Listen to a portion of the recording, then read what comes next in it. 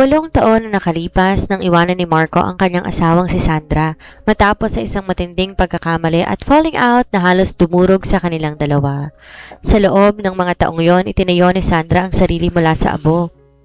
Mula sa pagiging isang basag na babae tungo sa pagiging isang matagumpay, matapang at walang kinatatakutang CEO at ina. Ngayong nakatakda ng ikasal si Marco kay Bianca, ang babaeng dumamay sa kanya sa pinakamadilim na bahagi ng kanyang buhay, bumalik siya sa Pilipinas para sa isang layunin, ang mapirmahan ng annulment paper mula kay Sandra. Ngunit sa kanyang pagbabalik, hindi ang dating mahina at umiiyak na asawa ang kanyang nadatnan. Sa halip, isang napakagandang babae na nagmamay-ari ng sariling imperyo ang humarap sa kanya. At sa tabi nito, 7 taong gulang na batang lalaki na parehong-pareho ang mukha, tindig, pati na rin ang matatarinong titig sa kanya. Mama, sino siya? Siya ba yung tatay naming matagal nang nawala? Nang lumabas ang katotohanang ang triplets na sina Alexander, Alastair at Axel ay sarili niyang mga anak. Mga batang tinuturing na henyo sa larangan ng agham at negosyo na gulantang ang mundo ni Marco. Paano mo ilalaban ang asawang dating namumuhay sa'yo? Paano mo babawiin ang pamilyang hindi mo alam na meron ka pala? At sa gitna ng matinding pagsubok, sinong dapat niyang piliin? Ang babaeng dumamay sa kanya nung siya ay nag-iisa o ang tunay na pag-ibig at dugo ng kanyang lahi na matagal niyang nawala? Isang kwento ng paghihiganti, pagpapatawad, pagiging pamilya at pag-ibig na hindi kailanman nabura ng panahon. Tahimik at malamig ang hangin sa loob ng kanilang coffee shop sa gitna ng Bonifacio Global City. Nakaupo si Marco sa pinakadulong mesa malapit sa salaming bintana habang nakatingin sa kanyang mamahaling relos. Bahagyang kumunot ang kanyang noo. Sanay siyang sinusunod ang kanyang oras bilang isang matagumpay at kilalang architect sa abroad, ngunit ngayon halos 30 minuto na siyang pinaghihintay. Hawak ng kanyang 2 kamay ang isang makapal na kulay brown na folder. Sa loob noon ay ang huling draft ng annulment papers para sa kasal nila ni Sandra. Nakatakda na siyang ikasal kay Bianca sa susunod na buwan. Ang babaeng naging balikat niya ng mga panahong pakiramdam niya, wala na siyang patutunguhan at lugmok na lugmok siya sa buhay. Narinig niya ang tunog ng mataas na heels na tumatama sa sahig. Napalingon si Marco. Bahagyang napatigil ang kanyang paghinga at parang huminto ang ikot ng kanyang mundo. Isang babaeng nakasuot ng eleganteng pulang blazer at black trousers ang naglalakad papunta sa kanyang mesa. Ang kanyang mahabang buhok ay may simpleng wave at ang kanyang mga mata puno ng otoridad, husay at kumpiyansa sa sarili. Hindi tong Sandra na naaalala niya, ang dating mahinhin, tahimik at laging umiiyak na asawa na iniwan niya 8 taon nang nakakalipas matapos sa isang matinding pagkakamali at falling out na halos dumurog sa kanila. Ito na si Sandra Corpus, ang kasalukuyang CEO ng isa sa pinakamalaking tech logistics firm sa buong bansa. Marco, malamig na bati ni Sandra bago umupo sa kanyang harapan. Walang kahit anong emosyon sa kanyang mga mata, walang bakas ng galit o takot. Sandra, glad you make it. Medyo naiilang na sagot ni Marco habang inaayos ang kanyang pagkakaupo. Gusto ko lang sana, tapusin na natin to ng maayos. I am getting married next month with Bianca. Bahagyang ngumiti si Sandra, isang ngiting punong-puno ng sarkasmo. I know, nabalitaan ko nga sa mga balita. And you want to sign this so you can start your brand new life? We both moved on, Sandra. 8 taon na ang nakakalipas. Paliwanag ni Marco, subalit bago pa man makasagot si Sandra, biglang bumukas ang pinto ng coffee shop at may 3 maliliit na boses ang narinig sa buong paligid. Mama! Sabay-sabay sumigaw ang 3 maliliit na boses habang patakbong lumalapit sa mesa ni Sandra. Napalingon si Marco at sa pagkakataong yon, tuluyang napanganga ang matagumpay na arkitekto. 3 batang lalaking nakasuot ng magkakaparehong navy blue suit at bow ties ang nakatayo sa tabi ni Sandra. Pare-pareho ang kanilang mukha, ang hugis ng kanilang baba, ang kurba ng kanilang mga labi at ang pamilyar na kulay ng kanilang mga mata. Mga matang kahawig na kahawig ng kay Marco. First, second, third. Sabi ko sa inyo maghintay kayo sa kotse kasama si driver Leo eh. Mahinang sermon ni Sandra, ngunit may kasamang matinding lambing habang pinupunasan ng pawis ng isa sa mga bata. Mama, Axel lost his tablet. Reklamo ng unang bata, si Alexander. It wasn't my fault, Alistair hid it. Git naman ikatlo, si Axel habang nakaturo kay Alistair na sa second. I did not hide it. I just optimized the operating system while you were sleeping. Seryosong sagot naman ni Alistair habang nakatingin sa sariling smartwatch. Nakatulala lang si Marco, ang kanyang puso kumakaba na napakabilis. Parang sasabog ang kanyang dibdib sa matinding kabog. Tumingin siya sa tatlong bata, pabalik kay Sandra at muli sa mga bata. Walang duda, kamukhang kamukha niya ang tatlong ito. Sandra, nauutal at nanginginig na sabi ni Marco.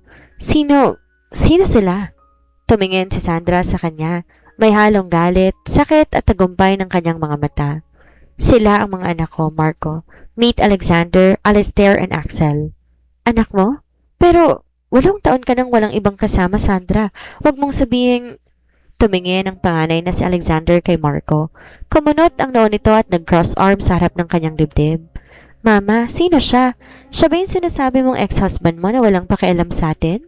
Natahimik ang buong mesa sa sinabi ng bata. Parang may pumutok na bomba sa gitna ng coffee shop na humigop sa lahat ng hangin sa paligid. Napahawak si Marco sa gilid ng mesa upang pigilan ang panginginig ng kanyang mga kamay. 8 taon. 8 taong kasinungalingan, kawalan ng alam at pangungulila. Nalaman niyang may anak siya, hindi lang isa kundi 3 batang lalaki na pare-pareho ang mukha at buhay na buhay ang dugo sa kanyang mga ugat. Sandra, mag-usap tayo ng sarilinan? Matigas na sabi ni Marco.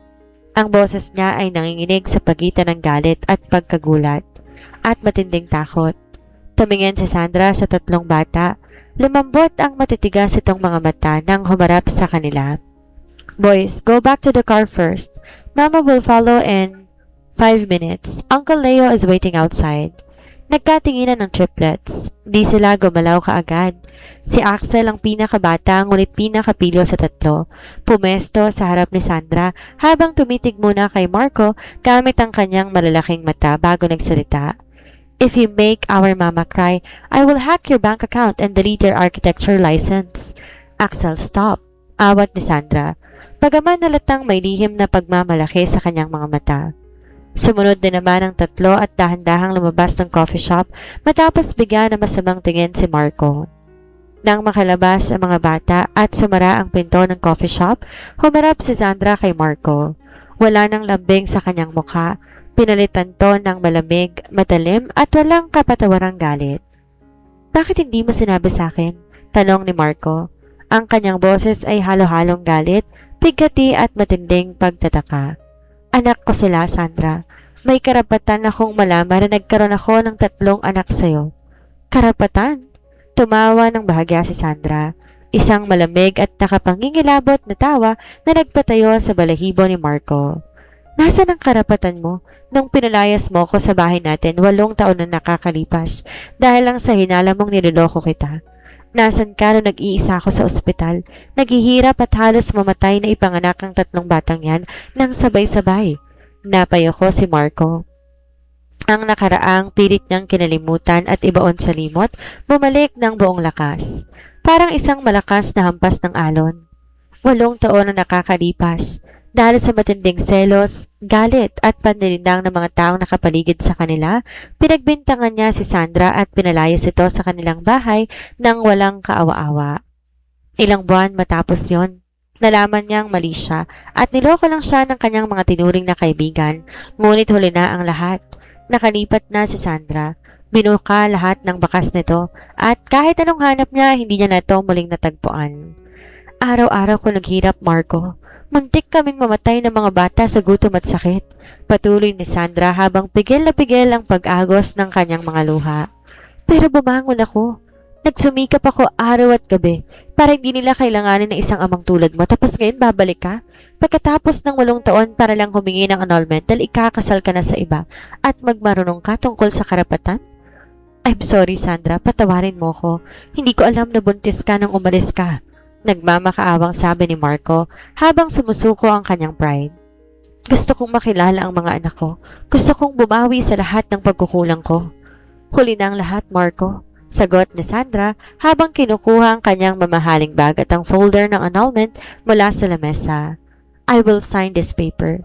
Pipirmahan ko to hindi dahil gusto kitang palayain para lumigaya ka sa iba, kundi dahil ayokong magkaroon pa ng kahit anong koneksyon ng mga anak ko sa'yo. Huwag ka nang magpapakita sa amin ulit. Tumayo si Sandra, mabilis na naglakad papalabas ng coffee shop nang hindi man lang lumilingon.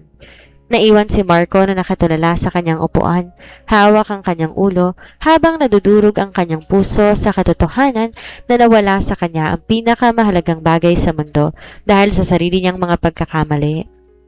Di makatulog si Marco sa buong magdamag. Ang imahe ng tatlong batang lalaki paulit-ulit tumatakbo sa kanyang isip. Ang kanilang mga mata, ang tono ng kanilang boses, ang matatalinong titig, lahat nagpapaalala sa kanya ng kanyang sarili nung bata pa siya, ngunit mas matalino, mas matapang at mas mabilis mag-isip ang mga ito. Kinaumagahan, di na nakatagal si Marco. Inatasan niya ang matalik na kaibigan at private investigator upang alamin lahat ng impormasyon tungkol sa buhay ni Sandra at ng mga bata sa nakalipas na 8 taon. Nang matanggap niya ang dossier bago magtanghali, lalo nag-overflow ang emosyon sa kanyang dibdib. Halo-halong pagkamangha, hiya at matinding pagmamalaki. Sina Alexander, Alistair at Axel ay hindi karaniwang mga 7 taong gulang na bata. Sa kabila ng kanilang mga murang edad, kinikilala sila bilang mga certified child prodigies sa kanilang paaralan. Si Alexander, first ang leader, may pambihirang talino sa public speaking, chess at leadership. Si Alistair, second, ay isang computer programming genius na sa edad na 7 nakatuklas ng mga critical security flaws sa malalaking software systems. At si Axel, third naman, ay may angking galing sa mechanical engineering at robotics. Nakakabuo ng mga complex machines mula sa mga ekstrang pyesa. Anak ko sila. Tunay ko silang mga anak. Bulong ni Marco sa sarili habang hinahawakan ng mga larawan ng tatlo. Ginamit ni Marco ang nakuhang impormasyon upang puntahan ang eksklusibong international school sa Taguig kung saan nag-aaral ng triplets. Nakatayo siya sa tabi ng kanyang sasakyan sa labas ng gate habang naghihintay ng oras ng uwian. Pawisan ng kanyang mga palad, mabilis ang tibok ng kanyang puso. Nang tumunog ang bell at magsimulang lumabas ang mga mag-aaral, agad na nakuha ng tatlo ang kanyang pansin. Naglalakad ang triplets ng magkakatabi, nakasuot ng kanilang maayos na school uniform at may dalang mga backpack. Alexander, Alistair, Axel! Mabilis ang tawag ni Marco habang naglalakad papalapit sa kanila. Huminto ang tatlo. Agad pumesto si Alexander sa harap ng kanyang 2 kapatid na tila protektor ng grupo. Kumunot ang noon nito habang nakatitig kay Marco. Ikaw ulit? Ang lalaki nagpaiyak kay mama kahapon? Huminga ng malalim si Marco, dahan-dahang lumuhod sa semento upang maging kapantay ng mata ng 3 bata. Inalis ang anumang pride sa kanyang katawan. Gusto ko lang sanang makipag-usap sa inyo. Hayaan niyo man lang akong magpakilala ng maayos. Ako ang tatay ninyo. We know. Malamig at walang kaabog-abog na sagot ni Alistair habang pinipindot ang screen ng kanyang smartwatch. We ran a facial recognition algorithm and a DNA cross-reference using the public records of your architecture firm right after we got home yesterday. Match rate is 99.9%. Napatitig si Marco kay Alistair. Hindi halos makapaniwala. Nagawa niyo yon kahapon lang? It took me 4 minutes and 12 seconds. Wika ni Alistair na parang karaniwang bagay lamang ang ginawa nito. If you are our biological father, why were you absent for 7 years, 8 months, and 12 days? Tanong naman ni Axel habang hawak ang maliit na Rubik's Cube na mabilis niyang nilalaro gamit ang isang kamay nang di man lang tinitingnan. According to statistical averages, a father's presence reduces child stress by 40%. You failed that metric? Nasaktan si Marco sa katotohanan na binato sa kanya na sariling anak, ngunit alam niya wala siyang karapatang magalit. Nagkamali ang daddy niyo dati. Nagkaroon kami na napakalaking hindi pagkakaunawaan ng mama ninyo at nagpadala ko sa galit pero araw-araw mula nang malaman kong tungkol sa inyo, wala ko ibang gustong gawin kundi bumawi at maging totoong tatay sa inyo. We don't need a father. Matigas at seryosong sabi ni Alexander habang nakatingin diretso sa mga mata ni Marco. Mama gave us everything. She worked night and day while studying her master's degree just to give us this life. Where were you when she was crying alone in the middle of the night? Bago pa man makasagot si Marco sa tanong na iyon, natuluyang nagpadurog sa kanyang damdamin, isang mabilis na itim na SUV ang huminto sa tabi ng kalsada. Bumukas ang pinto at mabilis na bumaba si Sandra. Halatang balisa, nag-aalala at galit na galit nang makitang kausap ni Marco ang kanyang mga anak. Marco, anong ginagawa mo rito? Sigaw ni Sandra habang mabilis sinahatak ang tatlong bata pabalik sa kanyang likuran upang protektahan ang mga ito. Sandra, pakiusap, hayaan mo muna ako magpaliwanag. Nanginginig ang boses ni Marco habang nakatingin sa dating asawa. Hindi ko po pwedeng talikuran ng mga anak ko. Ngayong alam po nang umiiral sila sa mundong to. Dugot pawis ko rin ang nanalitay sa kanila. Wala kang anak dito, Marco. Galit na sagot ni Sandra. Ang kanyang boses ay nanginginig sa matinding emosyon habang mas lalong iniharang ang sarili sa tatlong bata. Nasaan ka nung kailangan ka namin? Nandun ka sa abroad. Nagpapakasarap ka sa buhay mo, habang ako naghihirap ako sa mga pampublikong ospital. 8 taon kaming nabuhay nang wala ka, kaya't huwag mong ipamukha sa amin na kailangan ka namin ngayon. Sa gitna ng kanilang matinding pagtatalo sa gilid ng kalsada, isang mamahaling puting kotse ang biglang huminto sa tabi ng sasakyan ni Marco. Bumukas ang pinto, bumaba mula rito si Bianca, ang kasintahan ni Marco. Nakasuot ito ng eleganteng corporate dress, ngunit ang kanyang mukha puno ng pagtataka at galit habang nakatingin sa tensyon sa kanyang harapan. Marco, anong nangyayari dito? Pati ka sumasagot sa mga tawag ko kanina pa? Tanong ni Bianca habang mabilis na lumalapit. Tumigil ang tingin niya kay Sandra, kasunod ay sa tatlong batang nakatayo sa likod nito. Napasinghap si Bianca at napahawak sa kanyang dibdib nang makita ang mukha ng triplets. Sino sila? Bakit kamukha mo mga batang yan? Napatigil si Marco. Tumingin siya kay Bianca, pagkatapos ay kay Sandra at sa kanyang tatlong anak na pabalik-balik ang tingin sa kanilang tatlo. Ito ang sandaling kinatatakutan niya, ang direktang pagtatagpo ng kanyang nakaraan at ng kasalukuyan. Bianca, this is Sandra, my ex-wife. Malinaw ngunit may mabigat na boses na pag-amin ni Marco. And these are my sons, my triplet sons. Napatakip ng bibig si Bianca habang lalaki ang mga mata sa gulat. Sons? Marco, anong kalokohan to? Sinabi mo sa akin wala kayong naging anak. 8 taon tayong magkasama sa abroad tapos ngayon sasabihin mo may 3 kang anak? Hindi ko rin alam, Bianca. Kahapon ko lang nalaman lahat na magkita kami para sa annulment. Mabilis na paliwanag ni Marco. Tumingin si Sandra kay Bianca nang may malamig at walang pakialam na ekspresyon. Don't worry, miss. Wala akong bala kagawin ng fiancé mo. Sa katunayan, narito siya para kulitin kami kahit malinaw sinabi ko nang ayaw na namin sa kanya. Isama mo na yung lalaki yan bago ko patawagin ang security na eskwelahan. Humarap si Sandra sa triplets. Boys, get in the car. Now! Bago pumasok sa SUV, huminto si Alexander sa pinto at tumingin kay Marco. You have a fiancé? But you came here claiming you want to be our father.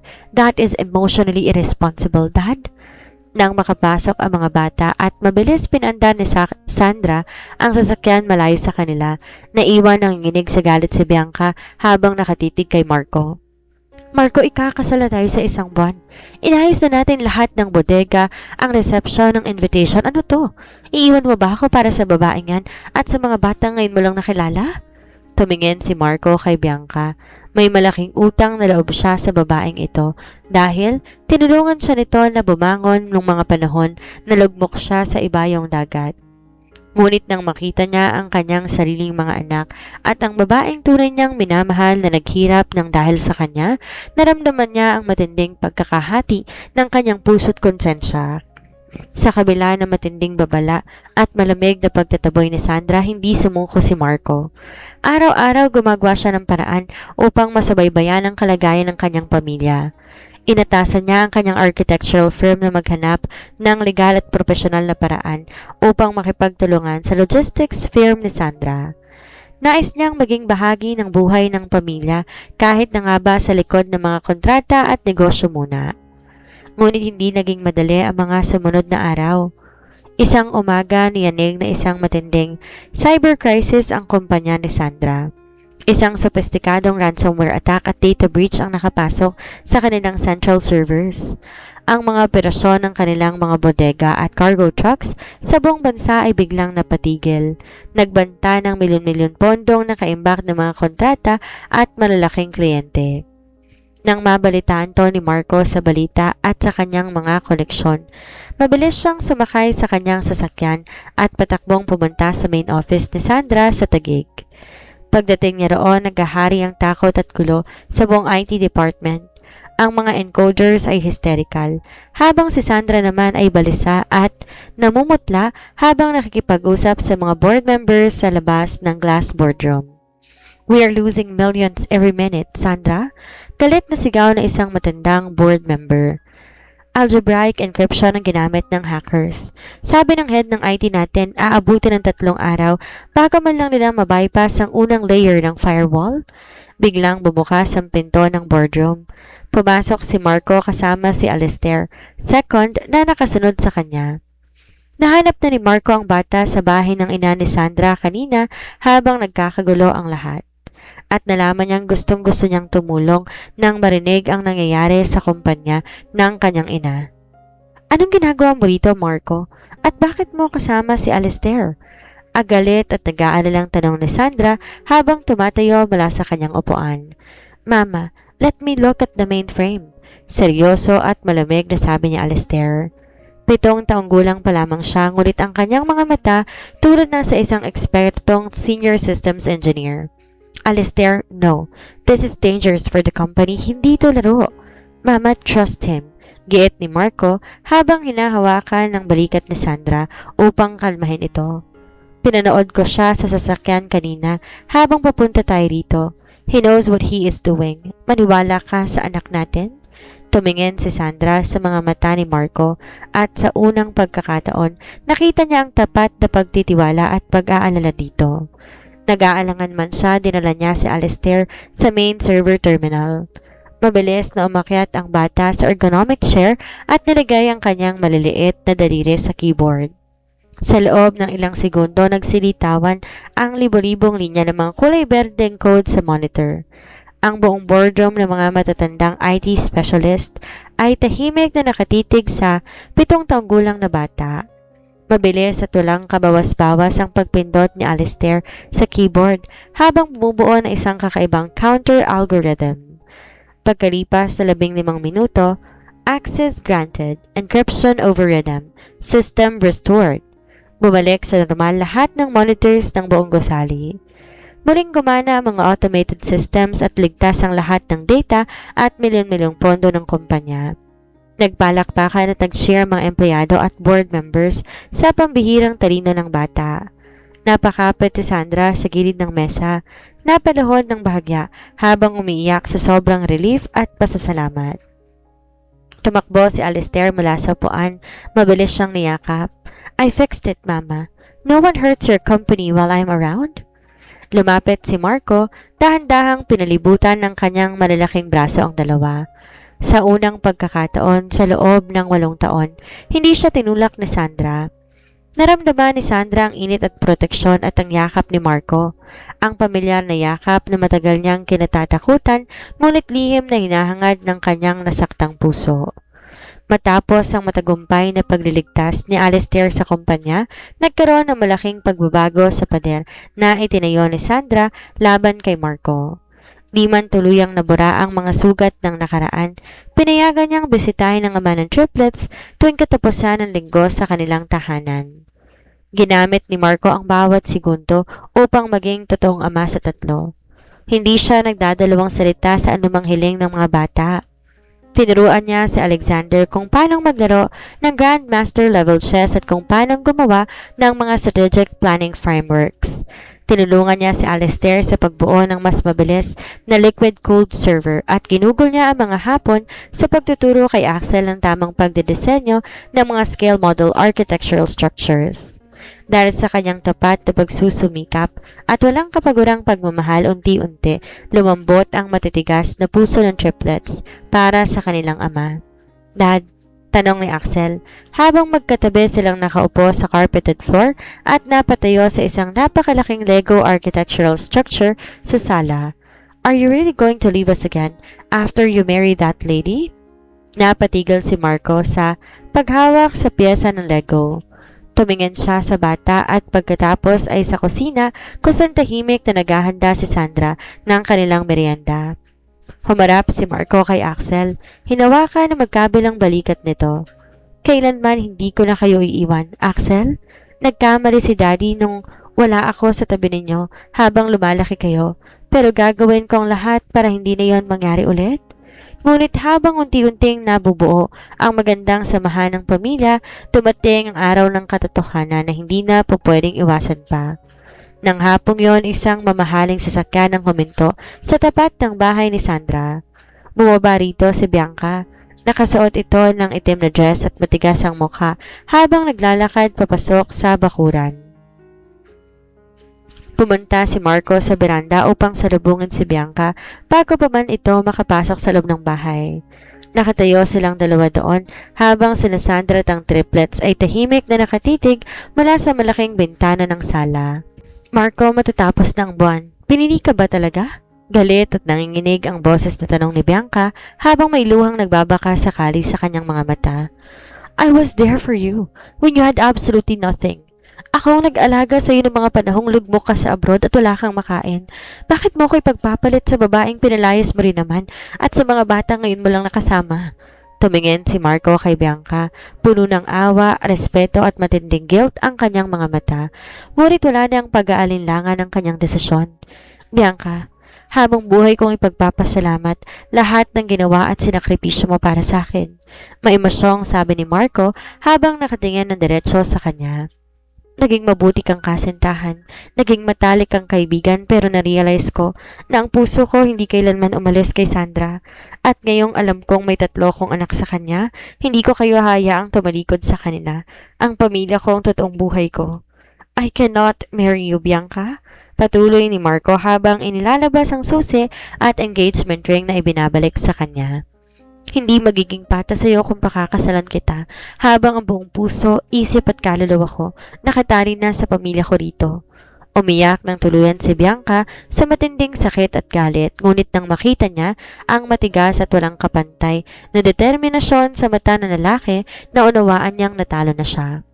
Kinuha niyang singsing, mabilis tumalikod palabas ng gate nang di na lumingon pa. Huminga ng malalim si Marco, pumasok sa loob ng bahay. Nakatayo ron si Sandra sa tabi ng pinto, naririnig bawat salitang binitawan niya sa labas. Nakalabas na sa malawak na bakuran ng triplets upang maglaro ng badminton, kaya naiwan sina Marco at Sandra sa gitna ng tahimik na sala. Marahang humahampas ang hangin sa mga kortina, ngunit sa loob ng silid parang huminto ang oras para sa dalawa. Bakit mo ginawa yon? Tanong ni Sandra. Bahagyang nanginginig ang kanyang boses habang nakatingin sa pintong pinaglabasan ni Bianca. Si Bianca ang dumamay sa iyo nung panahong wala ka. Siya ang nagligtas ng kalungan mo sa loob ng 8 taon. Lumapit si Marco ng ilang hakbang. Dahan-dahang inabot ang 2 kamay ni Sandra at pinagsakop ang mga ito sa kanyang palad. Sa pagkakataong to, hindi ko makawala si Sandra. Ramdam niya ang init at ang bahagyang panginginig ng mga kamay ng dating asawa. Ligtas ako sa kanya, Sandra. Pero sa iyo at sa mga anak natin lang ako tunay na nabubuhay. May emosyong sabi ni Marco habang nakatitig sa mga mata ng babae. Napakalaki ng pagkakamali ko, 8 taon ang nakakalipas.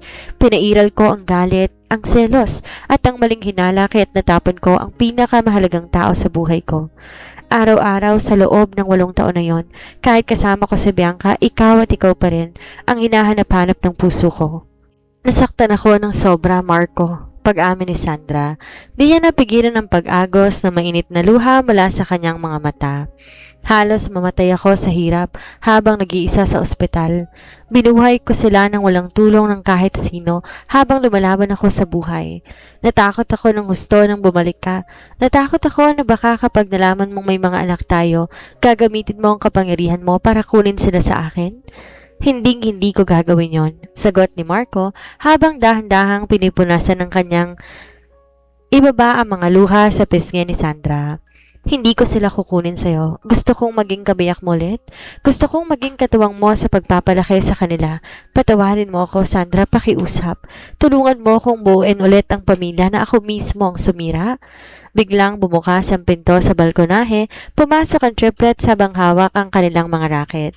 Nagkatinginan ng tatlong bata na makitang nakahawak si Marco sa mga kamay ng kanilang ina. Mama, are you crying again because of him? Tanong ni Alexander habang nakataas ang isang kilay at handang ipagtanggol ang ina. No, Alexander. Ngumiti si Sandra habang pinupunasan ang natitirang luha at nakatingin kay Marco. Happy tears lang to. Nagkatinginan sina Alistair at Axel. So, statistical analysis aside, does this mean we get to keep him as a full-time father? Tanong ni Axel habang tinuturo si Marco. Ngumiti si Marco at lumuhod sa harap ng tatlong bata upang pantayan ang kanilang mga mata. If you will have me, I promise to spend the rest of my life being the best dad in the world. Lumapit si Alexander, huminga ng malalim, dahan-dahang tinap ang balikat ni Marco. You have a lot of lost time to make up for, Dad, starting with building a new robotics and tech lab for the three of us. Natawa sina Marco at Sandra sa gitna ng kanilang mga luha. Niyakap ni Marco ang tatlong bata at si Sandra, nararamdaman ng kumpletong kaligayahan na matagal nang nawala sa kanyang buhay. Pagkalipas ng isang taon, isang napakagandang kasal sa tabing dagat ang ginanap sa Balasin Island Club. Ang simoy ng hangin ay presko at ang kalangitan ay maliwanag, saksi sa panibagong umaga nang magkasamang haharapin ang mag-anak. Nakatayo si Marco sa dulo ng altar na gawa sa mga puting bulaklak habang nakasuot ng eleganteng ivory tuxedo. Sa kanyang tabi ay ang kanyang tatlong little groomsmen, sina Alexander, Alistair at Axel na nakasuot din na magkakaparehong terno at bow ties. Nagsimulang tumugtog ang romantikong acoustic version ng kanilang paboritong kanta. Bumukas ang malaking gawa sa kahoy na arko sa entrance ng dalampasigan at dahan-dahang naglakad si Sandra habang nakasuot na isang napakagandang lace wedding gown. Mas maganda siya, mas matapang at mas maliwanag ang kanyang ngiti kumpara nung unang beses silang kinasal 8 taon na ang nakalilipas. Nang makarating si Sandra sa altar, inabot ni Marco ang kanyang kamay, dahan-dahang hinagka nito. You look breathtaking, my CEO. Bulong ni Marco habang nakatitig sa nagniningning na mga mata ng asawa. And you look like the man I fell in love with all over again, architect. Nakangiting sagot ni Sandra.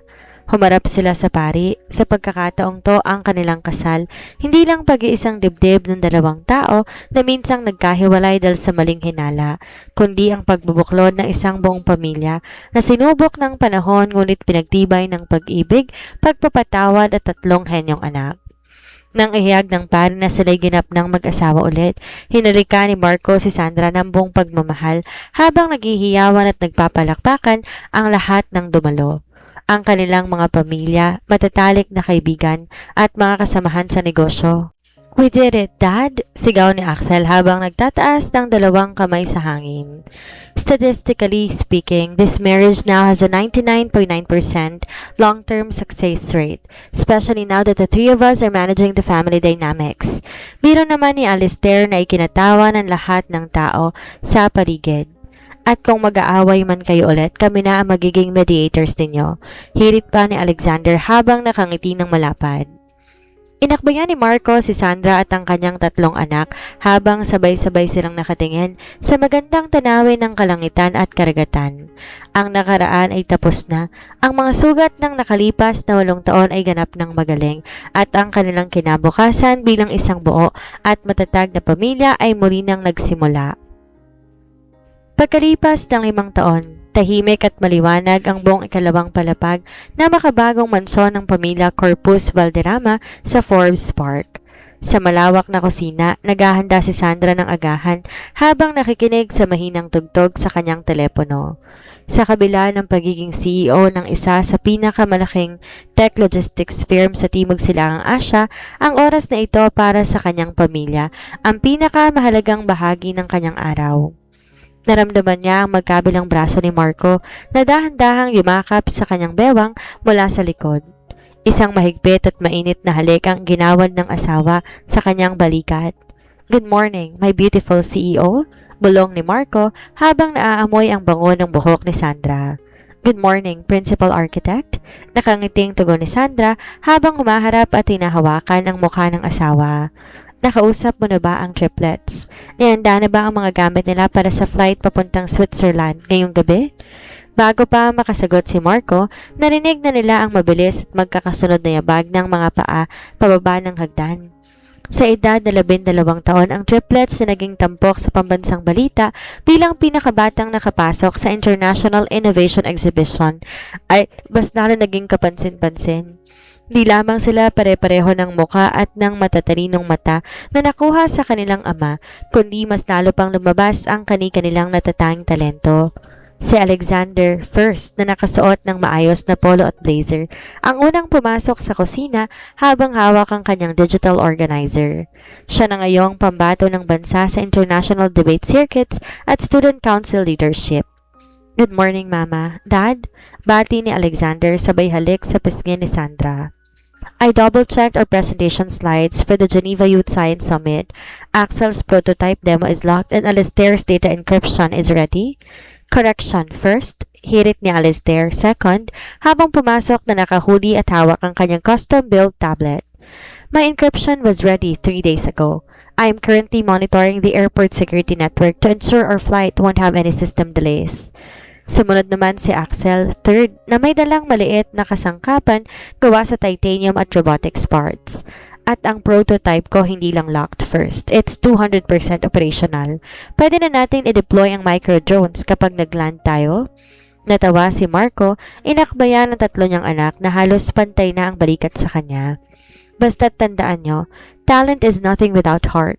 Nagpunta tayo ron hindi lang para manalo, kundi para magbahagi ng tulong sa iba. We know, Dad. Sabay-sabay na sagot ng triplets nang may malalapad ng ngiti. Tumingin si Sandra sa kanyang asawa at tatlong anak. Sa tuwing naaalala niya ang mga taong nag-iisa siya sa ospital, ang mga gabi ng pag-iyak at ang takot ng kanilang magkita sila ulit ni Marco sa coffee shop para sa annulment, hindi niya mapigilang mapahinga ng malalim sa labis na pasasalamat. Ang lalaki na dapat ay iniwan niya dahil sa galit at walang maling hinala ay siya ring naging pinakamatibay at kakampi ng kanyang buhay. Ang mga batang tinaguyod niya ng mag-isa, meron na ngayong amang buong pusong nagmamahal, nagtatanggol at gumagabay sa kanila araw-araw. Oh, bago ko makalimutan, wika ni Marco habang inilalabas ang isang maliit na kulay velvet na kahon mula sa kanyang bulsa at iniaabot ito kay Sandra. Ano to?